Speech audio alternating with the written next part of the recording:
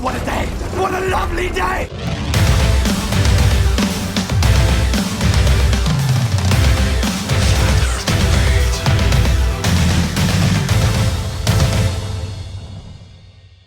Welcome to Flat Earth Debate, Uncut and After Show. I'm your host Nathan Oakley, and if you are new to this channel, or you've not done so already, then be sure to subscribe and hit the bell notification icon to keep up to date with the Flat Earth Debate. If you would like to support this channel, there is a super chat that runs alongside each of these shows while they premiere. There's also a PayPal, Patreon and crypto link in the info box below the video. I'm going to do a very quick shout out to all of the people who do support me on Patreon. So shout out to Tina Baker, theflatearthchannel.com, Texas Mike, Squeet Equity, Sam Hine, Renee, Qatar Craig, Page Love, Michael, Matt, Kirsten, Jaronism, Godrockin,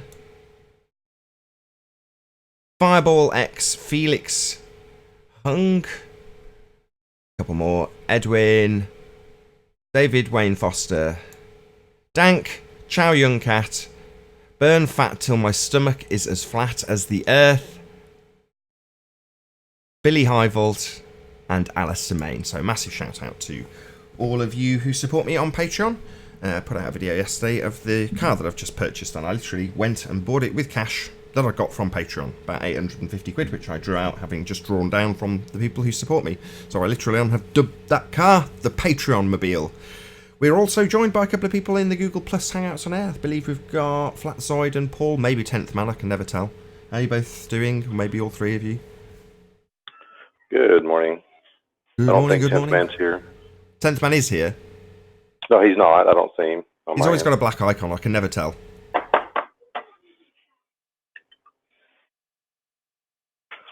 Cracking a few eggs on my end. Oh, you're making breakfast, lovely jubbly. Typical after-show styley.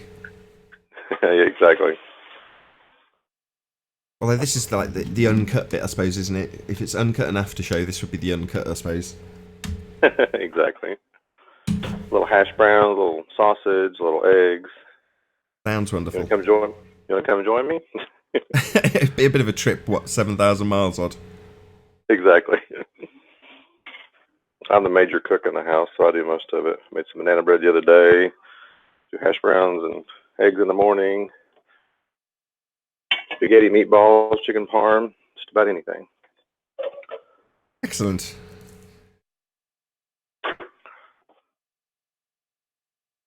How are you, Flatzoid? Not heard anything from you?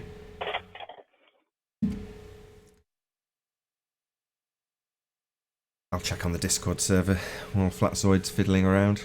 Let's see if anybody's in there. There's a few people I saw. Got Dallas, David, Dougie, and Righteous Force. Hello. How y'all doing? Very well.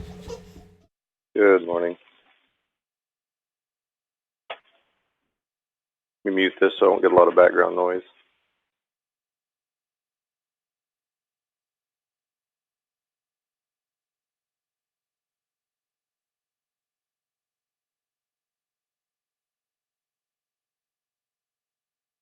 Have you started the show, or is it just in the beginning or something?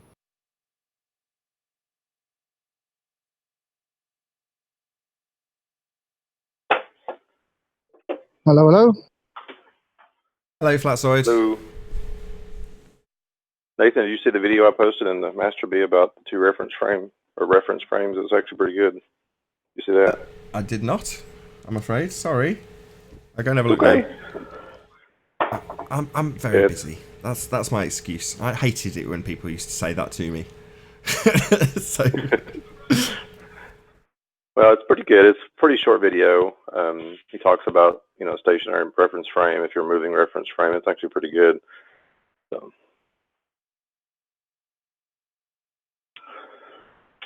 Just tell us about it. Verbalize it while I'm looking. Otherwise, it's just dead air. Basically, he shows little cartoons. Obviously, he's drawing it out, but you got like the plane. You got a plane flying overhead, and you got a car on the ground, and if the car is stationary and the plane is moving, might be moving 250 kilometers per hour. So, So the observer will see the plane moving at 50 miles an hour. But if the car is moving in like 50 miles an hour in the opposite direction, then you're going to basically increase the speed to 300 miles an hour because of the two different moving reference frames. Basically, he breaks all that down and shows the formulas and the calculations to determine all that. Very relevant to the Coriolis effect. Very relevant. Yeah, absolutely. Weird that you should have to have that be relevant, as they should just accept their own rhetoric, right? Right. But why would they when it doesn't work? I'll get into a little bit on the side in the Discord side chat because I couldn't talk. I had a lot of phone calls yesterday. That's why I disappeared. But they were using the hurricane issue as a problem, saying that's what's causing it. But then I said that's an apparent deflection, not a true. Hurricanes are a true deflection, not an apparent deflection. How does that occur? Then I asked them about the two reference frames, and they were just obviously ad hominem me and going after me pretty hard. And I was like, okay, I'm done. I'm not going to go into this. I ain't got time anyway. It was funny. Hey, Righteous Force and 10th Man. Good morning.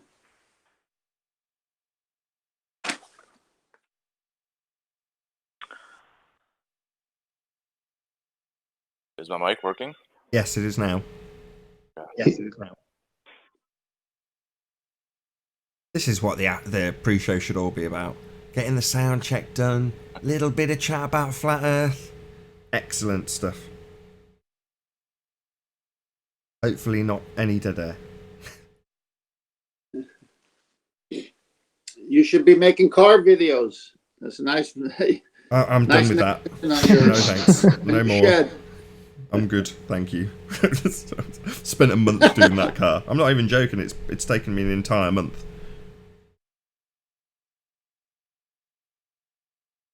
So yeah, I'm kind of sick of it now. Now that it's nice, good. It won't. I said to one of my neighbours when she was like, "Bloody hell, you've spent a long time on that car. It looks like a different car." I was like, "Yeah, but once I've finished, it'll just go through the car wash. I won't care once it's done. It's done. Now I'll put the wear on it, if that makes sense. I'm not going to constantly be cleaning it. Far from it." Yeah. When I first got my truck, I was arm rolling the inside, arm rolling the tires, vacuuming it out, running through the car wash every week or so. Now that it's paid off, well, that hasn't happened very much. I mean, I will still do my wife's car once a year. I'll fully detail it, touching any scratches that she's picked up. I'll do all that stuff, but once a year, that's it. And with a new car like this one, to me, new, it was a junky car. Very neglected, very dirty, and it just took a month to clean it. That's the bottom line. If I'd have taken it to somebody to valet it, they'd have done it quickly, and it'd have just been a shoddy job. So it just took a month to get in between all the cracks and, bottles and bottles of carpet shampoo and pulling out bogies and sweets that kids had left in the back. It was just horrible.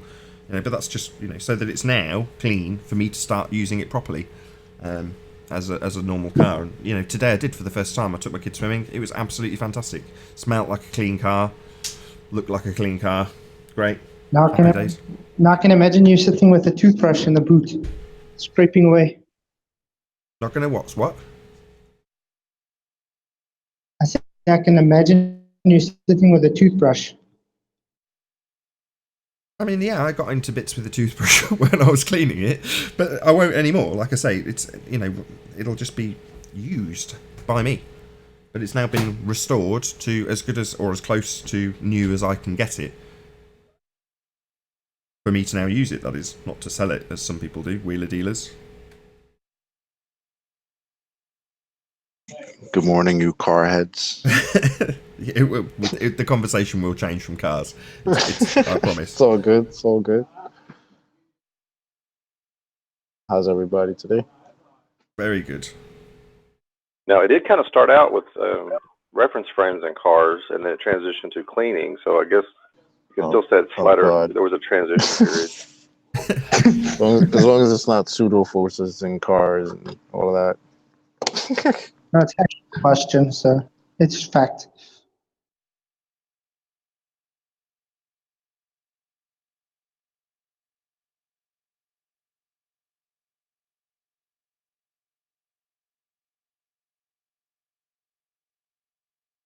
So this is a silent spot.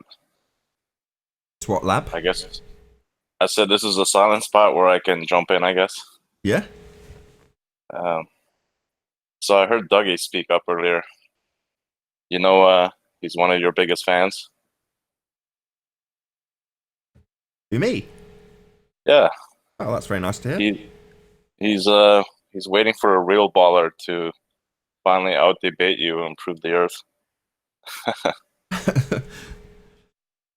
Yeah, we've got truth on our side, so yes, you can do a poor job of debating the truth, but the truth won't change. You know, the reason our opponents use obfuscation tactics and distraction and logical fallacies because they're on the losing end of the argument. Yep. Yeah. If Earth was Do a you ever sphere, do you think they'll ever it wouldn't admit it? need defending. It would just be a sphere. Do you think they have the ability to admit they're wrong? Well, they don't think they're wrong because they're brainwashed into. Whenever I deal with other YouTubers that aren't in this arena, David, people like Gary Awesome, just, you know, he talks about political stuff and feminism. You know, he's not covering this subject. And his response was to say, "Here's a picture of Earth from space, you fools." That was his response. So to most people, they're like, "No, it's a done deal. We live on a sphere," because they're very well brainwashed. So when you point out to them that that sphere hasn't been given any critical thought whatsoever, and you point out a few problems with it, they suddenly shit their pants because what are they going to respond with? You throw up a natural law, they throw up, "No, well, my priest gave me a photo from somewhere that violates a natural law. Yeah, I just believe him. I haven't been there, but yeah, I believe that priest." That's all they've got to come back with. So to most normies, this is a done deal. The Earth is a sphere because they've been told so. And why would they be lied to? That's the question we get, right?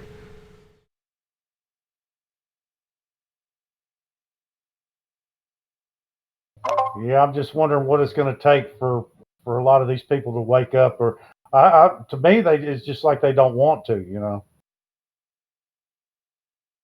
Some of them don't, David. That's the thing. Some of them really don't.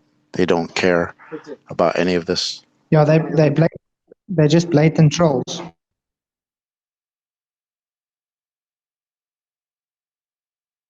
Very difficult for some people to admit that they've been lied to. You know, to accept the fact that they've been deceived in any way. And I've mentioned this several times, but Conspiracy Cats did an interview with Haunted House, Jonathan, shout out to him. And in it he described his sleepless nights at the what-if notion that the whole thing's a great big lie. Now I chuckled, it's like, well, we've already got past that. We know they're lying about many things, not just this subject, not just the shape of the Earth. But that's the contemplation that many people have to face, and most of us went through in the initial stages of finding out such a big lie. That, yeah, they're deceiving you left, right and centre. They're not to be trusted, they being the government, if you want, you know, whoever, powers that should not be. I think that's what it is. Like, they think the lie is too big to be possible. Yeah, like Hitler said, make the lie big. Yep. So do you think they built the science around the lie, or do you think that it could just be the fact that that was the given science at the time, and they just ran with the ball and never switched up and came to any other conclusions? I'm just, because these guys honestly believe it, and they believe they have the science to back it up. That's what gets me, is when you can show them. It's just like the balloon expanding and contracting because of the heat or the temperature, you know, and then coming to a different conclusion. It's just like these guys, they argue about, you can weigh a helium balloon in a vacuum chamber, and there's no way possible for that to happen. I mean, it's just common sense will tell you that you cannot weigh a helium balloon in a vacuum chamber. And it just amazes me that these guys it's like they'll die on their sword before they'll ever admit it.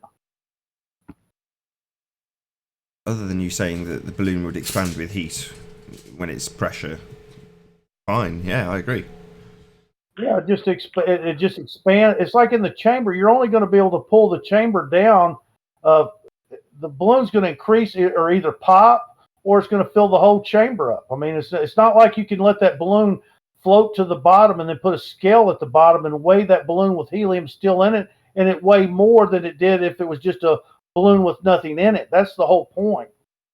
Is that if you take a vacuum chamber and you pull it down where that balloon will finally expand enough that it'll fall to the bottom, you're not going to take a scale in the bottom of that vacuum chamber and weigh that balloon, and it weigh more than it would without anything in it. I mean, these guys are crazy. I mean, that's a crazy notion to begin with. If you've got a vacuum chamber with a balloon in it, it's just going to pop. You're not going to get an opportunity to do that. Yeah, but they're saying they're even to the point now. They're telling me, well, if it drops to the bottom, then it will weigh more than it would with because it's got helium in it. It's going to weigh more than it would empty. But that helium is still trying to either escape the hole or still trying to float compared to the atmosphere around it. You know what I'm getting at. Not really. What does this prove? What are they trying to prove when they say this? They're trying to prove that you can weigh helium in a vacuum chamber. Because?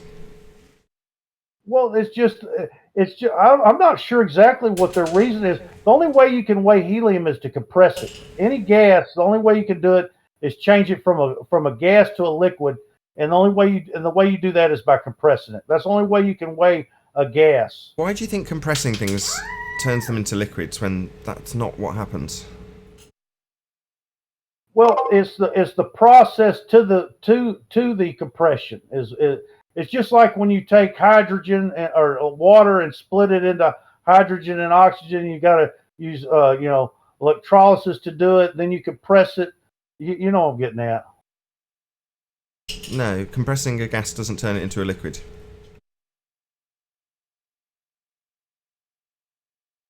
You have to first split it. The only way you can weigh it is by compressing it. Right? How are you going to weigh helium? You see my point? Not really. I don't see what it's in relation to. Well, how do you weigh helium? I'm not weighing any helium. I don't know why I would want to do that. I don't really understand the point. That's what I'm saying. You're like, and you know what I'm getting at. Well, no, I don't. Well, you've got all these noble gases right on the Earth, and these noble gases, it's just like temperature being the container. And you guys don't like that conversation, but the video proved that exactly what I've been saying, and Randy and Tony and Chemo and everybody else. There's temperature changes. The gases contract and expand because of temperature. Correct?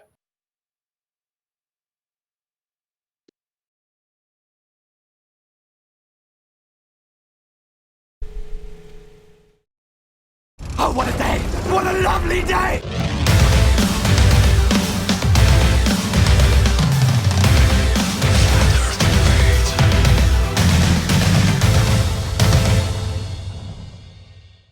Welcome to Flat Earth Debate Live. I'm your host Nathan Oakley, and if you are new to this channel, or you've not done so already, how dare you, then be sure to subscribe and hit the bell notification icon to keep up to date with the Flat Earth Debate. If you'd like to join the community debate, then go to nathanoakley.com and check out the Flat Earth Debate forum, which you should definitely join. If you'd like to support the channel, there is a super chat that runs alongside each of these shows while they are live. There's also a PayPal, Patreon and crypto link in the info box below the video.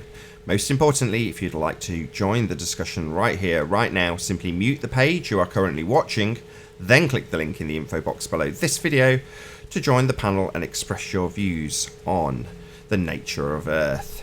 If you do join, please don't swear. If you do, you'll be ejected. And if you are, please don't try to rejoin the stream using sock accounts. You'll be warmly welcome back on the next stream. Please also share the show on social media. Sharing the show obviously increases the live audience, but this in turn increases the chances of a more diverse panel. So please share the show. And one last time, if you are new to the channel or you've not done so already, then be sure to subscribe and hit the bell notification icon to keep up to date with the Flat Earth Debate. Now we are joined by Righteous Force, Paul, Flatsoid, Chocolate Sane, and 10th Man in the Google Plus Hangout. How are you doing? Hello. Hello. Hello. Good morning. Good morning. We're also joined by Dallas David, Dougie and Righteous. I know, got Righteous Force in two places at once. So just tell us and Dougie in the Discord server. Hello to both of you. Good morning. Good morning.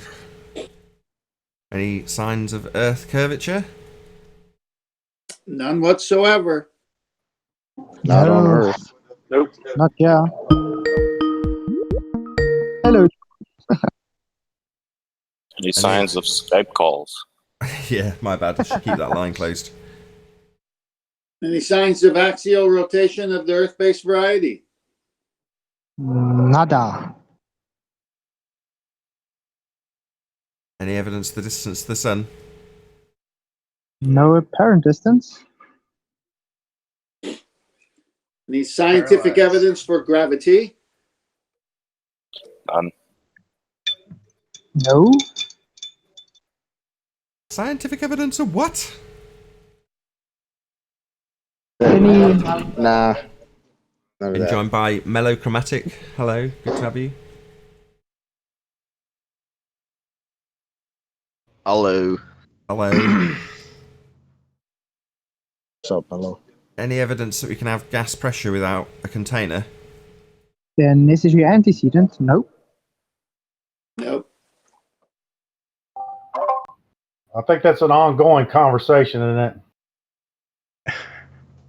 Here we go. Not I would really. like Dave to unpack his theory one more time. Yeah, do you want me to present you, Paul? No. I want Dave to unpack it, and then you can present me, and then we'll go over what I. Okay, any evidence of the R value? There are be none here. R. No No. art. Any Only evidence? R is the reification of the globe model. That's it. Any evidence of a self-perpetuating molten iron core at the center of a presupposed spherical Earth? No way. Disappointing, but no. Some. Some.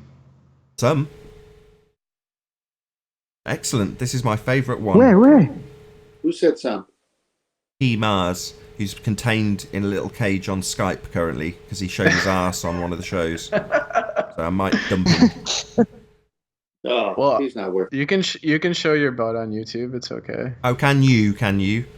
Yeah, I put it on my Oh, that's channel. nice. I don't really want your ass on my show. Just saying, if you wanted to. No, Okay. it took me 2 hours away from my child editing out your ass. So, no, I'd prefer not to spend 2 hours editing your ass out of my show, P. Could you send me that? Yeah, it You is still interesting. have it?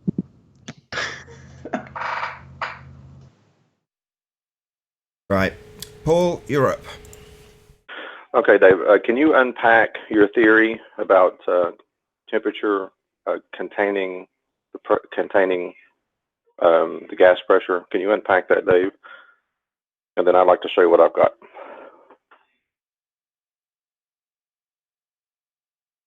Can you hear me? Yes. What do you mean by unpack? Describe the theory you have that temperature is the containment of the gas pressure. Well, you can control the temperature. You've got to remember that the Earth is surrounded by cold, correct? What? Okay. Hold on. What do you mean, okay? Says who? Well, it's just like the top of every mountain is iced over. So we just from natural. Nathan, you like that natural law stuff. The higher you go, the colder it gets. We Says who? saw the video yesterday Says who? where you took the balloon, and Randy and them even called you out on it, and you couldn't even admit that the balloon was expanding and contracting because of temperature yesterday. We watched the show. Sorry, no, you didn't establish that cause and effect relationship whatsoever. Yeah, he did. The balloon you did? showed itself as sorry, the so temperature you- rose, the balloon would increase in Sorry, can you size. stop talking? You said you have validated that cause and effect relationship.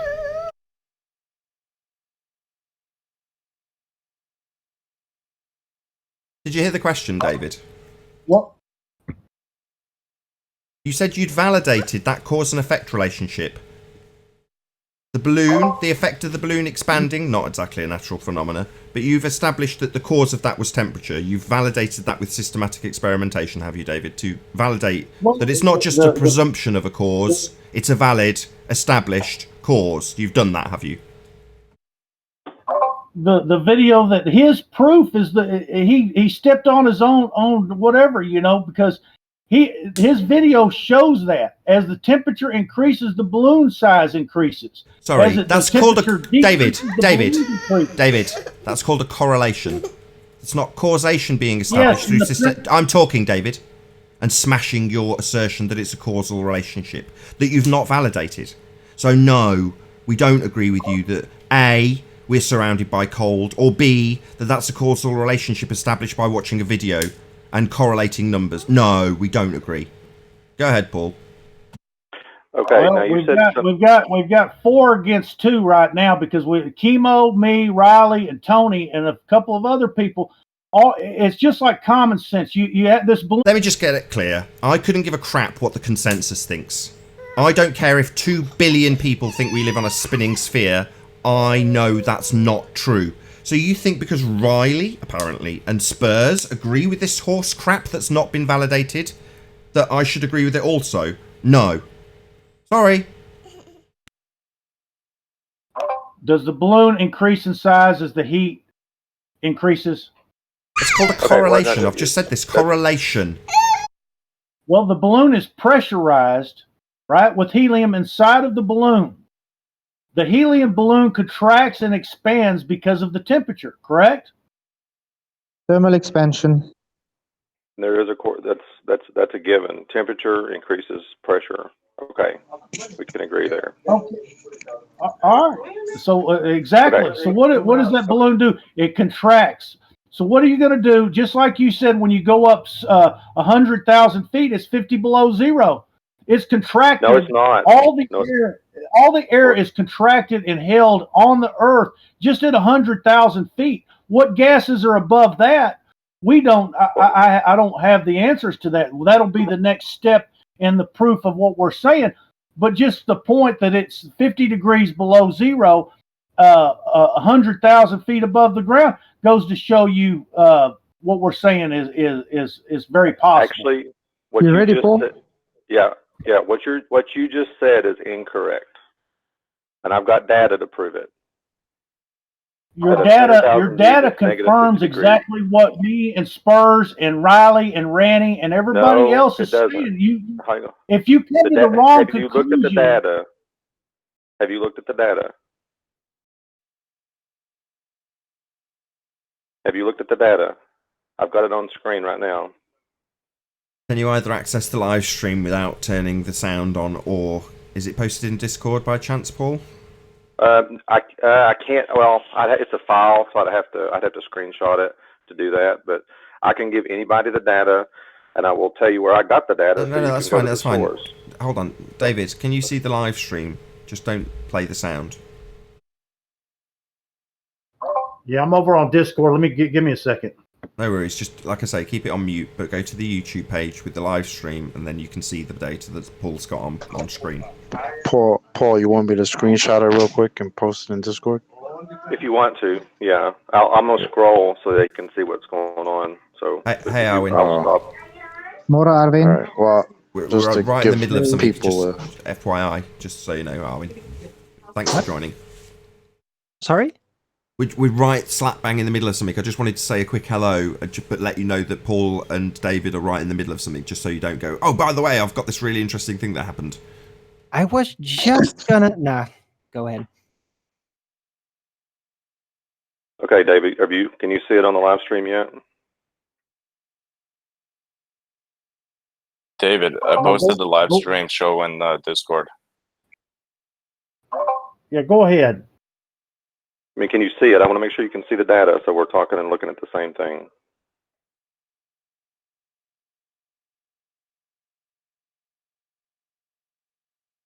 Are you there? Are you looking at the same data on the live stream? One more second, but go ahead and explain so we can keep rolling the show here. I want to make sure you're on the same page, so we're looking at the same thing, so that there's no doubt, no confusion.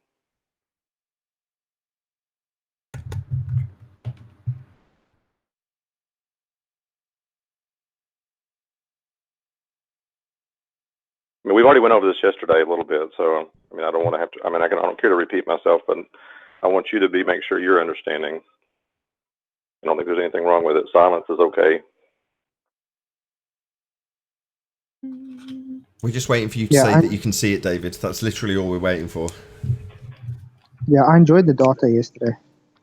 Yeah, so Righteous posted the link to the live stream, and I posted a screenshot of that first part of Paul's screen. So hopefully that'll help.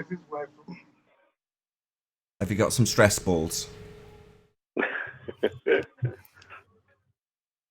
Is that the highest he's gone before with his balloon? No, this is the middle of what's going on. So it's not the end. That's part of the argument. Remember when you posted that David Kellum balloon in Skype with the temperature readings? Yeah, was that me? Did I do that? I thought it was you. It might have been. Yeah, that's one of them. He actually has a video where he's got the data on screen as the balloon is ascending, so you can actually watch the data change on screen. Yeah, and the data I don't think matches the data on what you got here. Well, he told me, I talked to him, emailed him. He says there is certain conditions that it does change slightly depending on the sun and stuff like that. So the conditions will change, depending on the sun and stuff like that. So he did qualify that in the email he exchanged with me. But this data, though, this piece of data disproves what Dave's saying. And even that one video, if you watch it, the data may be slightly different, but you can still see the same thing occurring. Yes. He also has a video where you can see the curve. Oh, hold on, Pete. We're in the middle of something. I've got it up here, and the one thing I want to say is the number one thing that causes temperature change. You just want to dismiss it in the scenario of all this information is the sun, because the source of all heat on Earth is from the sun. So you can't dismiss that the changes. There'll be changes because of sun. Just the amount of time that a balloon takes to travel from the ground up could be 2 to 3 hours or whatever it is. That sun will go from sunrise to midday during this climb. David, this responds to a non-point that nobody's made. David's right in the middle of something. All we needed you to say was, yes, I can see it now. Can you now see it? Can you see the data, Dave? Yes or no question? Yes. Okay. This is I can scroll back up and show you this whole data. I can send you the file. So whatever you want me to do, just drop your email in the Discord or something like that, and I will send you the data. Right here around, let's see, column G is the altitude in feet. Column J is the temperature. Column K is the pressure. Okay. If you notice, right around 56,000 feet, somewhere right in here, the temperature kind of bottoms out at negative 70 degrees below zero. Okay, and the pressure is like 1.3. But if you start watching as the balloon is rising, the temperature starts to increase. Like now, right now it's kind of stable, but if you keep going, I'm going to jump down to where it kind of tops out. Oops, sorry. My upload is trying to keep up with it. I think it's around 119,000 feet. Right around in here somewhere. Where's it at? My computer. Okay, whoop, I went too far. Right around 119,000 feet, the temperature has climbed to 12 degrees, to basically 12 degrees. And the pressure is still very low. So, I mean, I'm not going to deny anything about the pressure. It's still very low. But the temperature basically actually tops out at what? 13, almost 14 degrees. So the temperature got hotter as the balloon rose. Why, if temperature is the containment of the gas pressure, how do you account for this? Because there's still pressure. It's very low, but it's still there. But the temperature is very hot. Well, you've got two situations that you got to take into account here. Okay, the guy that is doing the test is a globe earther. The second one is Doesn't matter. that they're The data. the second point What does being that is, got to do with it? are they using a mercury barometer? Because if they're not using a mercury barometer and they're going to a man-made barometer instead of a mercury barometer, then we don't know that the actual temperatures are being read correctly, and if this is not just a situation where they're giving you the information they want you to have. Okay. Okay, you're more than welcome to reach out. Until a full test can be done by flat earthers, we know that at 60,000 Okay, we got your point. feet, We got your point. It doesn't need a supplementary point. Thank you. If you have any evidence, empirical evidence that would directly contradict these readings, well, the main thing is that evidence, mercury, that would be nice.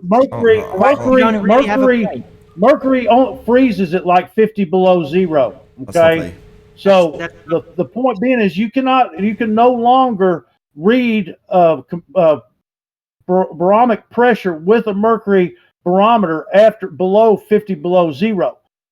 So we would have to see this mercury go from a frozen state and then warm up. The one conclusion we do have is by watching the balloon, which we have done. We watch the balloon contract and expand because of the temperature. Why'd you keep doing this? Everyone stop, right? No. He's just asserting causal relationships again. I already dealt with this, didn't I? It's not a causal relationship that you've established. It's a correlation and that you've just decided to say is the cause.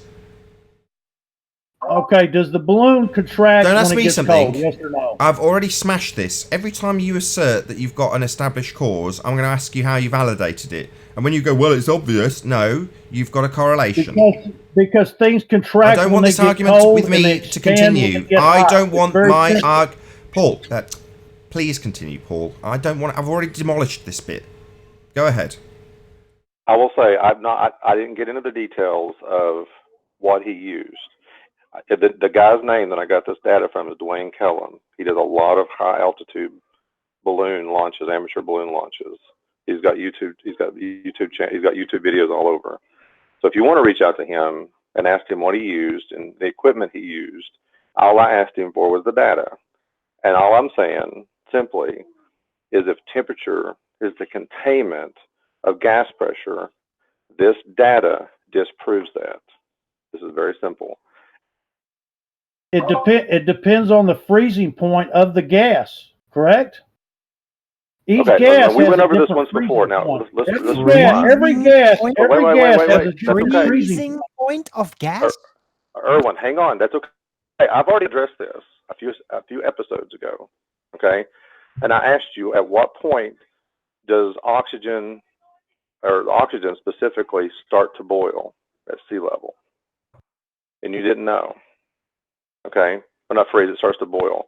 Well, yeah, I guess it does. It starts to boil, not freeze. Why do you go to boil instead of freeze? Hang on. Okay. I'm not done. Let me say something. Shut up, David. He's not finished. I've already addressed this. The oxygen freezes at sea level at negative 295 degrees. Negative. Okay. 195 degrees. This temperature does not reach that level. David, please. Hold on a second. Freezing is boiling. David. Hey, Mark, is that a real kid in your background? Is that a recording where somebody wants to bother you? They turn it server. on. David, I'm going to have to kick you out if you continually rumpus the Discord server so they can't hear anything. You would think at a lower pressure that the temperature that water is going to boil is going to be even low, what's the word I'm looking for? Water to freeze water to boil. It's going to be lower temperature at the point where it's going to boil because it's lower Paul, pressure. He's not going to let you pause for thought. He's taking every opportunity that you even breathe to interrupt you and hijack your point.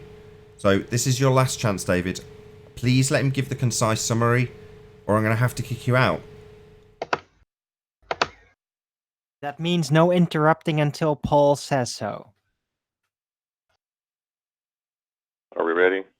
I think so. Okay, because there's lower pressure, the temperature of that water will boil will be lower or high. I'm sorry. How's that work? I think I'm saying that wrong.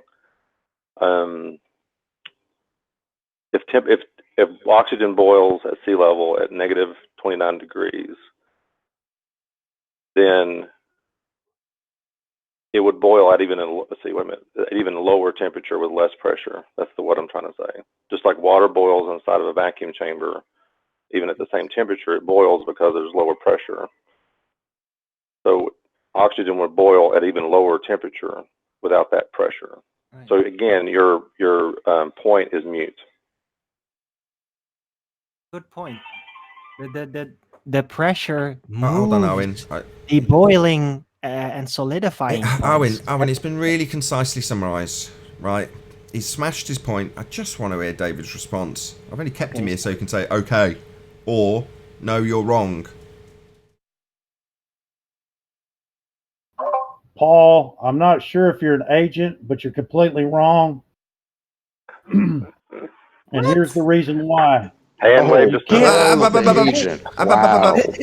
Shut up! I want to hear David, please. Go ahead, David.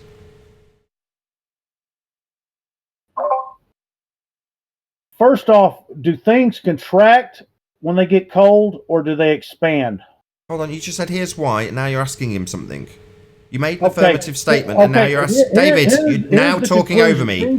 David, that's basically a hand wave dismissal followed by a question. That's not why. You said, here's why, and then you asked him something. That's not explaining why he's wrong. So, hand wave dismissal. Everything. I don't know why he's even going to the boiling point of water. Okay, that doesn't even have anything to do with the conversation that we're having. He's not. You didn't listen. He's not. You didn't listen. He's not. You did not listen to what he said. Yeah, sorry, Nathan. I just to interrupt. This Dallas David has been trolling around Flat Earth for a while now with his stupid accent. He's a twat. Look, he's entitled to his opinion. Yeah, he is, but I'm entitled to mine. He's been trolling for a while.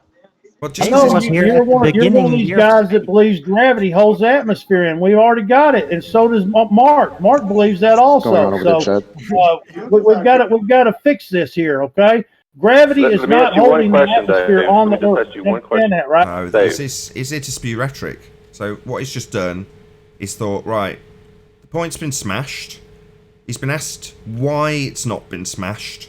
He's hand-waved, dismissed it, asked a question, and now started spewing rhetoric about gravity.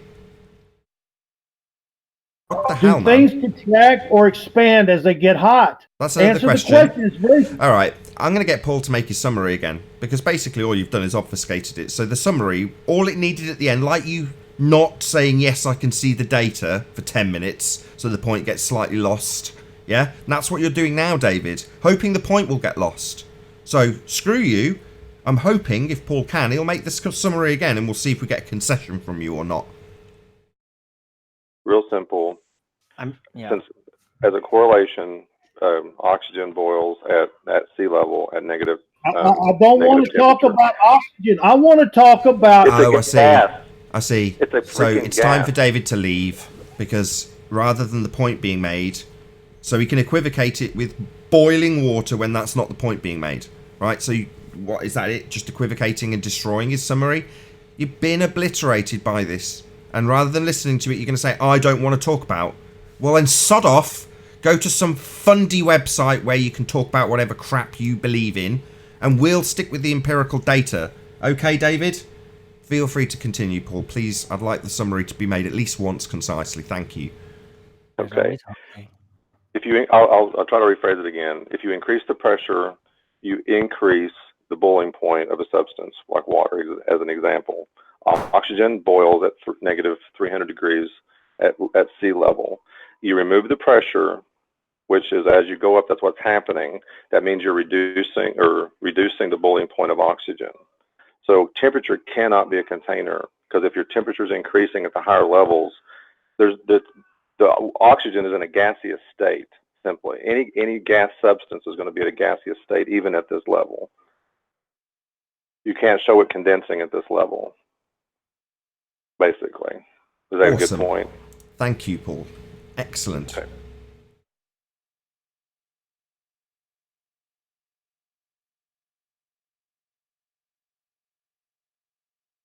Now you guys can comment. I'm getting some emails I'm going to have to respond to. Oh, God. Hi, Spurs. Hey, just checking the microphones there. All coming through okay? What's up, Spurs? Hey, how we going? How's David doing? Horribly. He's gone. Oh, he's gone. Yeah, he kept on interrupting and rumpusing the Discord server so they couldn't hear anything. What, you have data there, Paul? I do.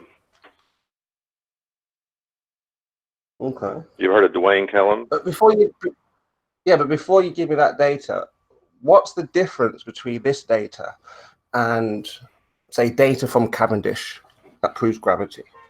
Well, the data from Cavendish Paul, didn't prove Paul, gravity. if you don't mind, Paul, if you give us an answer, This is Paul. data. Sorry, Paul, if you don't mind, before Paul, rumpusing starts. if you Spurs don't is mind, speaking. Paul, you know. Hold on, Spurs. That question is speaking to the point I made with David. So if it's okay with Paul, I'd like to address that. If Paul's okay with that. I am perfectly okay with Cool. Nathan answering that question. So at a stage you may or may not have listened to, Spurs, David asserted a causal relationship, which I pointed out was simply a correlation. Now, in the case of Cavendish, they're not establishing the cause of a phenomena that they observe either. So there is no scientific validity to either. Neither have established the cause of an effect with systematic experimentation based on hypothesis. Its declaration by David is no better than the declarations made by those who string balls up in sheds, to answer your question. Yes. The only difference here is these are actual readings. Cavendish just had a machination and drew a conclusion. There wasn't even real data there. It's just a machination. This is real data. Or Okay, can we get back to the presumably so. conversation now, or is this? No, just laying out how it is very much different to Cavendish. Okay. Like you So, claim. Paul, you have presented data, which we see numbers. Now, if I present you data that shows gravity exists, what is the difference between your data and my data? Paul. Show me your data. Hold on. And we'll talk about it. Paul's not asserting cause. You are. That's the difference.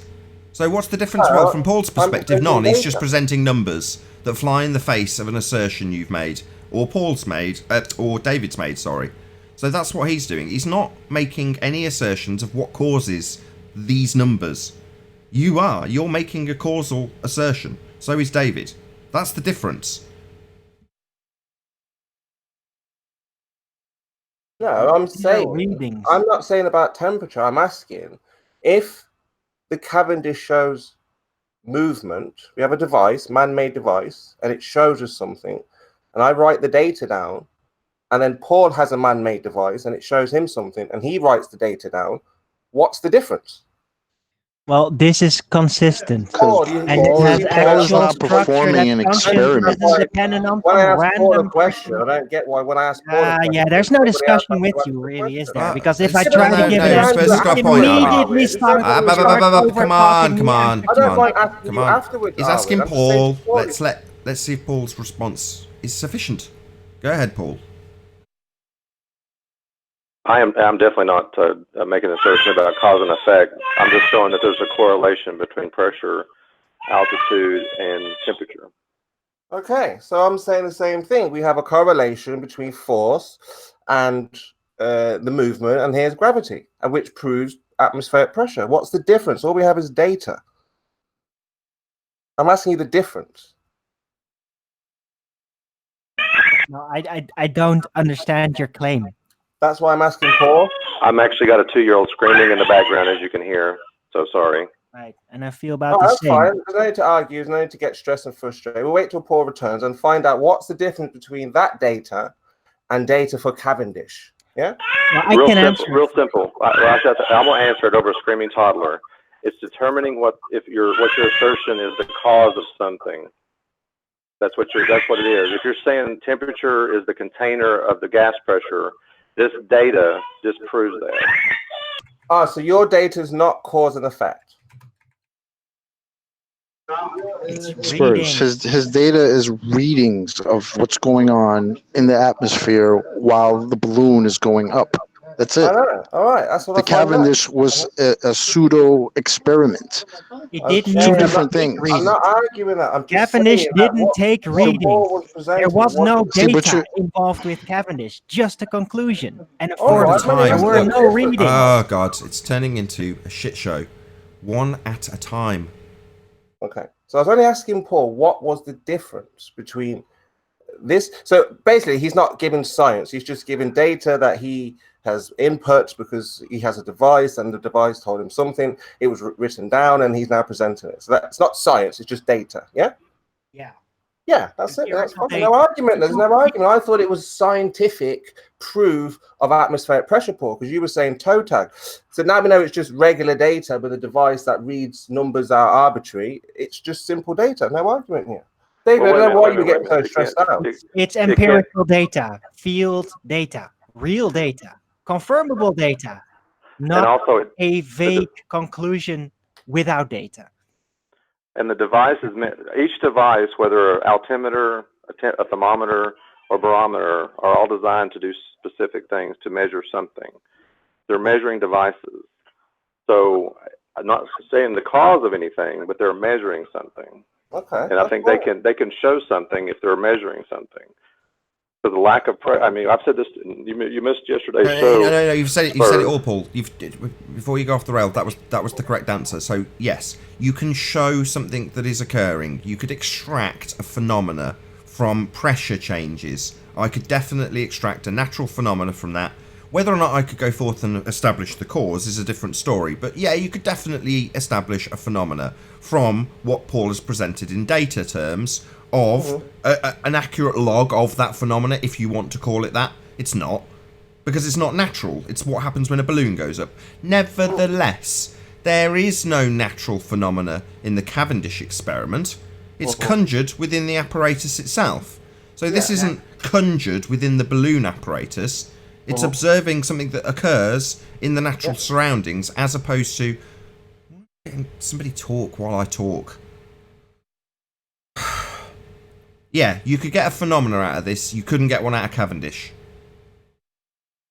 Yeah, that was my. Can I just throw out there now? Can I just interrupt? Just a quick mention here.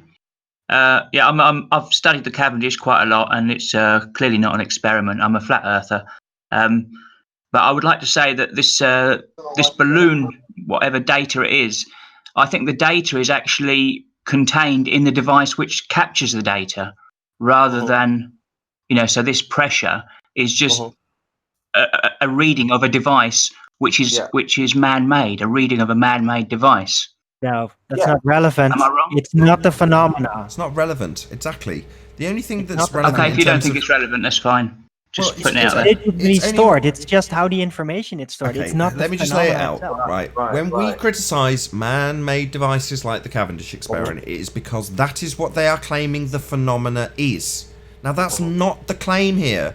We're not saying that whatever the needle does on this device that's measuring the pressure differential, or the number that appears, is the phenomena. That's not the declaration being made. Whereas mass attracting mass, what is claimed to be happening in the Cavendish, is their phenomena. It's also both their dependent and independent variable. It's an utter train wreck, right? Absolutely not science. Now, this isn't being asserted as science. It's just measuring data of things that happen in your surroundings. No one's asserting science. They absolutely assert science with the Cavendish quote-unquote experiment. Paul's not called this an experiment. It's just data. That's all it is. What's wrong with that? Yeah, but the phenomena is not in Cavendish. The phenomena is in the natural world. Things fall, so they built a device to measure it. What, falling? So things are falling in the Cavendish experiment? Are they bollocks? You've got balls strung up with torsion bars. It's not measuring falling, and the only reason things fall are usually because they're in disequilibrium, i.e. out of balance, unlike most of the surroundings that we see all day, every day. Typically, things are in equilibrium. So your forced disequilibrium, ignoring the thing that's forced it, followed by an experiment in quotes to figure out why it's falling, then transposed into sideways lateral motion of balls suspended in sheds on a torsion bar, is the biggest train wreck there is. It's definitely not science, it's definitely not a natural phenomena, and as I already stated, both dependent and independent variables are the same bloody thing. Mass, undefined and equivocated. So this is a train wreck. All Paul's doing is showing data.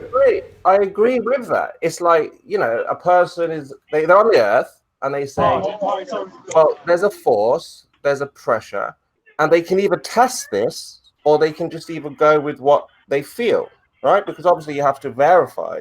If I say to you there's a pressure, you know, you would say, well, how do you know? You would say, well, obviously there's a device, there's a test, you can do this, so on and so forth. If someone says, oh, there's gravity, you would say, how do you know?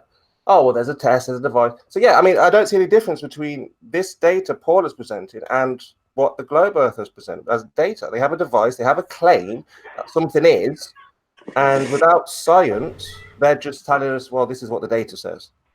You don't need science to declare how hot the day is or what the pressure is. You can just measure it. It's an occurrence, that's it. You're not scientifically validating the cause of that occurrence. Whereas in the quote-unquote Cavendish experiment, they're claiming to have the cause of an occurrence that they conjure within the man-made apparatus. Whereas what's occurring could definitely be established naturally in the surroundings without any apparatus. So we're not establishing cause. Well, can I say something? Can I say something real quick? Go ahead. Okay. Pressure change and temperature change are natural phenomena.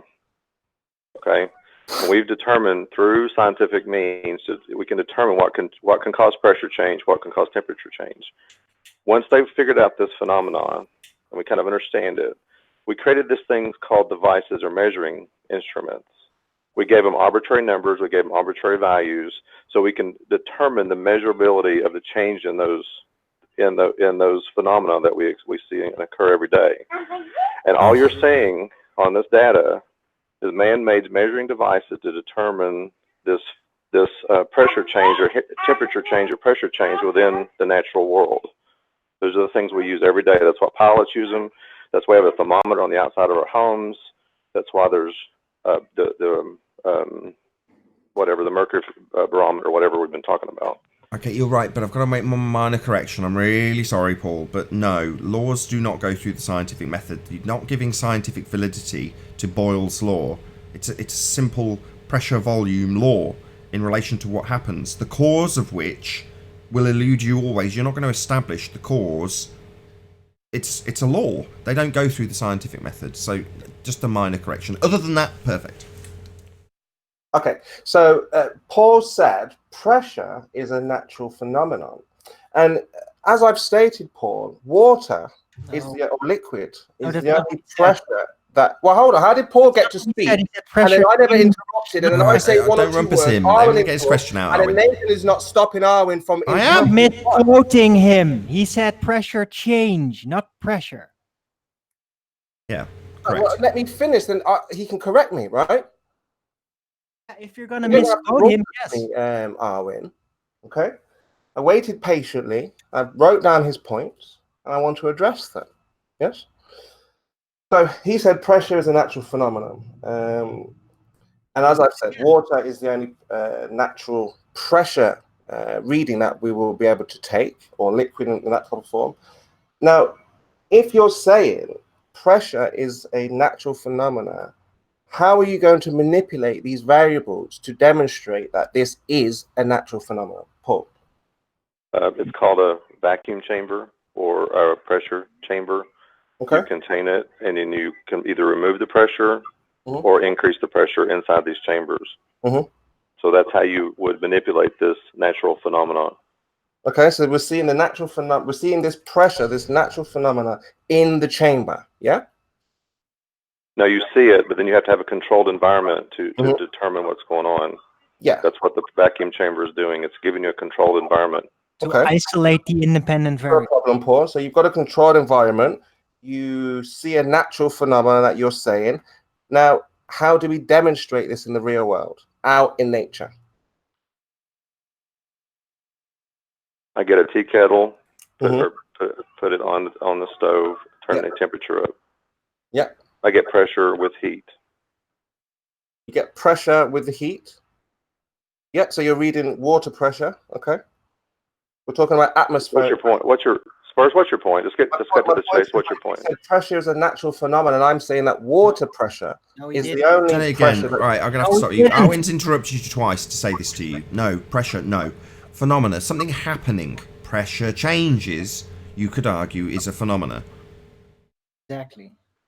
Yeah, okay, let's argue it then. Let's argue this pressure change be the phenomenon. I want to demonstrate this in the real I want to world? draw a line under this because I want Armin to smash the living daylights out of some of your assertions about Cavendish. A little birdie tells me he's got a pre-prepared presentation. No, I don't believe in Cavendish. Cavendish is nonsense. But I'm put saying it up. that Now I can't leave it hanging out there like it's something real when Armin's got a nice, tidy presentation. No, the point is that data, when we read data from Cavendish and data from Paul's work, what's the difference? That's what I was asking. The difference is there is no natural. We've just. It's been said to you by Arwin. It's been said to you by Paul. It's been said to be by me at the beginning, right? Mm-hmm. What more do you want? There is no phenomena. It's conjured in the apparatus in Cavendish. You're not observing gravity in the natural world, but you're definitely observing pressure differential. God, what's the problem? There's a phenomena in one and not in the other. Yeah, and there is no data in Cavendish. That's very important. There's no data. This data Paul is using will still be there and can be used to figure out whatever, because the data is the data. Cavendish experiment supposedly has no data. Yeah, Cavendish is nonsense. I agree. That's my point. So why did you compare them? There is no comparable. They're not data from Cavendish and data from what Paul is saying. There is no data from Cavendish. That was my point. Did you listen? So I could say the same here. That Nathan already said it. It's not science, so we just see it as somebody writing numbers down and arbitrarily. There is no data with Cavendish. Are you deaf? Pressure gauges, pressure barometers. Yes. You were talking about Cavendish, weren't you? Yes, and I'm saying I'm comparing them no to data with Cavendish. How many times do I need to say this before you stop saying the data from Cavendish? There is no data from Cavendish. Cavendish is bunk. Forget it about. Has no data. Yeah, I know this. He's trying to dismiss the why data. Why do you keep saying it then? I know they have no data. I know they have no experiment, Arwin. Stating it in your arguments. He's just trying to dismiss the data. Paul understands what I mean, Arwin. That was the point, you see? You're better off comparing tire pressure gauges to Paul rather than Cavendish because there's no data in Cavendish spurs. Well, they might say, I mean, just to mediate, they might say, oh, the ball's showing attraction at this rate, and they write it down. They say, look, observation. That would be great, Spurs. But where do we see that in reality? Nowhere. So where do we see pressure in reality? Exactly. The difference is when you breathe. That's where you see. Other than liquid pressure, chocolate. Where do we see this pressure? Right there. You can hear it. Yes, that's what's coming out of your mouth now. Liquid. Yes. Pressure change. Okay, I want to address this liquid thing. He's saying something we need to address. And what's the let's get back on track. Right? Just Paul, just Spurs. Oh, thank you. So, Paul, go ahead. Give us what you've got. Okay, I've demolished something you just said. Now, I demolished it already. You can have gas pressure without water. So when I breathe, yes, I am expelling some liquid vapor out of my lungs because there's moisture there. But you can still have pressure without water. And I'm asking you to demonstrate that. When you remove the water, in my mind, you remove the pressure. So please, can you demonstrate this? Okay. Well, the experiment. Well, I showed it to you in a laboratory in an air compressor. They remove the water, and you still have pressure. What? You didn't show how much pressure was in there. It depends on the gauge. It depends on the apparatus you're using. And remember, you can still have pressure without water. Mm-hmm. But Paul, was there a gradient in that pressurized container? I didn't have a gauge hooked up to it. I don't know. The So point that's is what we need still, to know it's for simple, Paul. Spurs. You're talking about gradient. I'm talking about specifically gas pressure. I'm not talking about a gradient. Okay. You got to have gas pressure before you have a gradient, correct? Correct? You've got to have gas pressure before the gradient. Yeah, so you would pressurize the Okay, gas, so then it would form a gradient, yes. Okay, so there's gas pressure in a tank. I can remove all the water through a mechanism, remove all the water from that, and still have air pressure inside of a tank. So they say. That's what they say. That's what we're trying to find out, Paul. So they say that's what the talk is all about. There's no gradient. We've removed the water, and there's no. So we need to find that out, right? How would you do it? What are you talking about? I have no idea. It's not my claim. So, but you've made the claim. You've made the claim. You've made the claim. You can only have pressure with water. That is your claim. That's your claim. Pressure, yeah, that's right. But you can absolutely. That's so right. You can't have gas pressure without water. Is that what you're saying? No, I'm saying if you remove the liquid, the gradient, it forms at the bottom, and you remove that liquid, there'll be no pressure. And that's in any container. A car tire, if you remove the water from your car tire, if you were able to do that, there would be no pressure in your tire. Very simple. So wrong. If you can, okay, if I'm wrong, excellent, fantastic, I'm wrong. This is what I want to hear. Now, all we need I have water in my tires right now. I'm sorry. So listen to me. We have 239 people watching, plus 10 on Discord, plus 5 on the panel here. We should be able to show that I'm wrong and this is incorrect. That you remove water. I'll tell you. Okay. Yeah, there's two ways currently to fill air in tires that I know of. Okay, ask if there's a mechanic on the panel somewhere. Tell me if I'm wrong. Okay, you can actually use air pressure, the actual atmospheric pressure, atmospheric air, to fill your tire, or you can use nitrogen. Okay. Is nitrogen a gas? Will there be a gradient in that container? Not an answer. No, there won't. So it'll be gas pressure without a gradient. Just asking you about nitrogen. Just let's not go off the rails. Just ask him again, Paul. Okay, there's two ways you can put air in a tire. Okay, through ambient air, which we breathe, or nitrogen. Like my car, my Subaru, they actually recommend putting nitrogen in the tire, and there's actually a reason why. There's a reason why. Is because it's if you have multiple gases, the temperature will fluctuate because of the different gases inside there, because of the temperature of the tire. Nitrogen has a more stable pressure because it's mostly nitrogen, but you still have pressure and it's mostly nitrogen. Yeah, that's also a thing, by the way. When gases and liquids and anything pretty much get mixed in, their average response changes. The temperature and the melting. I learned this in goldsmithing.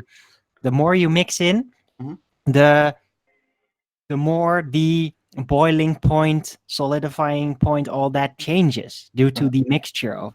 And if you have a monotonous material or gas or water, that's perfectly what is it? Monoatomic. Sorry. Then it's very stable. It's more predictable in its response to temperature changes. Chocolate, check this out. So Formula One cars don't use compressed air because, when the cars are going at 200 miles an hour, all the water is flung towards the tires, makes the car heavier. So they use a different type of gas that causes less of a gradient and not so many problems. No shit, he's just said that. Wait a minute, you just proved my point. That's his whole point. What? You still have a less of a gradient, though. No, not gradient. You just made his point, but not knowing what the bloody gas is. Yeah, they use nitrogen. Oh, nitrogen, yeah, that's the one. Yeah, so that nitrogen is still flung towards the walls, right? Obviously. What? Yeah, I was going 200 miles an hour, right? That'd be very difficult for them to stay. It's like shaking a can. You're talking about inside a tire. Inside the tire, yeah. So imagine shaking a can at 200 miles an hour, right? Those gases are going to go everywhere. Well, toward the edges, right? So with compressed air, they don't use compressed air because there's too much water in the air, right? And all of that water is flung towards the inside of the the outer of the inside the tire. And so like Paul said, they use nitrogen there, because obviously it's a lot lighter. Hold on. Who's rustling? Who's rustling? Somebody's rustling. But yeah, Paul and Chocolate, if you can remove the water from your hard tire, that tire will have no pressure at all. Zero pressure. Oh my goodness. Really? Oh my goodness. He just talked twice. He just double spoke. No, I've just He's told you, not double spoke. He's doubled down. That's what he's done. Yeah. Double speak, double down. No, look, all it needs is a Yeah, demonstration. you are. Yeah, you are. It's getting. I don't see what the to-do is, actually. It's a very simple demonstration to perform. And if there is pressure, it should be easily demonstrated. Just like they say, Breathe. Look how much trouble the Ball Earthers have demonstrating this gravity, right? Because it doesn't exist. Yeah. Why don't you try breathing in and out water? Well, if you have water, very, very fine particles. Oh, sure. Why not? Try it out. Get in a fine particles of water are. Nobody's picked up on what Arvin's just said. He's basically said, just go and drown yourself. That's what he's actually saying, just for the audience's benefit while the Hangouts. Blowing your mind, Chocolate. Sorry, but that's what it is. Yeah, a lot of people don't know that there's water in the air. Please just take a deep breath of water. Please. It's not like that, Arwin. It's in such a state. Anyway, however you like. It's not like you're under the sea and you take a gulp of water. It's very fine and it's like thin and steep. It's like hold on, Spurs. Once was subtle. Now you've done it 3 times. Look, no encouraging people to take their own lives, please, Arwin. Thank you. Only if you really, really believe this shit. No, I don't believe anything, Arwin. I see the demonstrations speak for themselves. It doesn't matter what I say or what you say. The demonstration will tell you what you need to know. I just demonstrated. You can have gas. I'm sorry. Go ahead, 10th man. I'm sorry. So when Paul shows the data from the hot air balloon, the helium balloon, and the temperature is rising rather than getting colder, that goes against you and Double D saying the higher you go, the colder it gets. Yeah, I mean, it doesn't matter what I say, what David says, what Paul says. It's about demonstrations. That's the key. That's what he's showing. The data shows that when the helium balloon goes at a certain level, it actually gets hotter, whereas your whole premise is it gets colder. Yeah, it gets colder, but we saw it get warmer, and that could tell us why the sun is localized sun. Okay, this could give us all kinds of answers, right? That's not your argument. That's not your argument. Your argument is temperature is the container. This is something brand new. Your argument is temperature is the container. There is no argument here. No, that's not my argument. There is no argument here.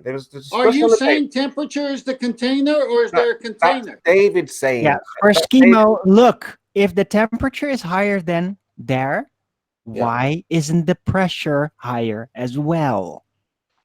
Because that is what you say. Yeah, I've seen that video, and like I say, how I understand barometers. That's not an answer to my question.